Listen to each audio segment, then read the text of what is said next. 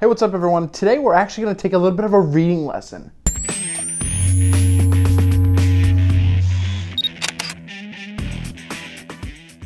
Now, why am I going to read to you? Well, not really. I thought this was pretty interesting. My grandmother handed me down a book from the 80s. I think this is from 1984. It's by Braun K. Wall. It's one of the educational books from back then. And I thought it was very interesting. A lot of people think that photography has changed over the years, but essentially the rules, everything, the layout has been what it's always been. So I wanted to just take a moment, and I obviously highlighted a couple things that I want to look. And I want to show the comparison between 1980s thoughts. So this is now 2014 when this is made. So essentially, this is 1984. So do the math. That is a long time. Although the first introduction of the Kodak camera, yes, I said Kodak, simplified photography to the extent that anyone capable of arranging an image in a viewfinder, so anyone being able to use a camera can take a photo, and pressing the release button could conceivably obtain a good picture. Sounds familiar. There's a lot of photographers out there with phones, right? So today, the camera is more foolproof than ever. They say films are more forgiving of exposure error, processing systems capable of correcting mistakes, yet poor results are still commonplace.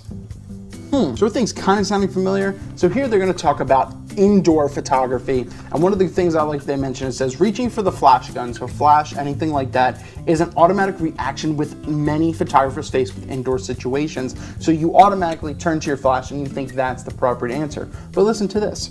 There are also situations where the use of a flash is prohibited.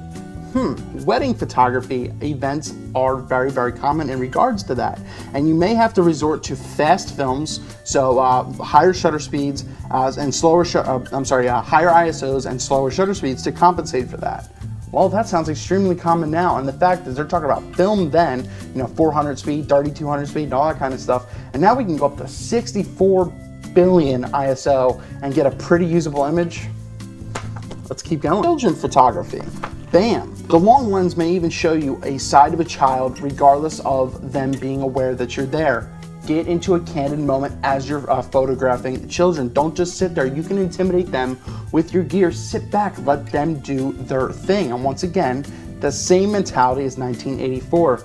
Regardless of how you decide to show them, observe the cardinal rule of child photography and get down on their level. And once again, back in 1984 and back into now 2014, it's always good to get on a children's eye level. Shooting down on someone is extremely unappealing. It doesn't look good, and it really does look amateur. So get down on their eye level. If I can find a picture I did of my niece for my family, I'll do that. I was at her eye level. I was down. I was literally laying on the freaking ground, and sometimes those are the best photos. Sports and action photography. So what is the correlation with that? What can you really draw from something like this?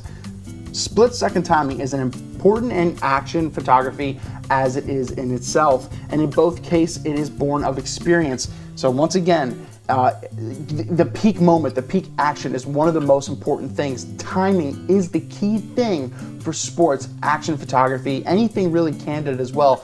It makes things stand out, it makes the moment better, it brings it out. A familiarity with the event will enable you to anticipate the unexpected and cope with when it occurs. So if you're familiar with hockey, if you're familiar with soccer, football, or whatever, when football, when someone's going to throw a pass, you know it's going to go down the field, but you don't know when it's going to happen. But you have a couple things. You have to understand the timing. You have to understand what you're going to do to capture that moment.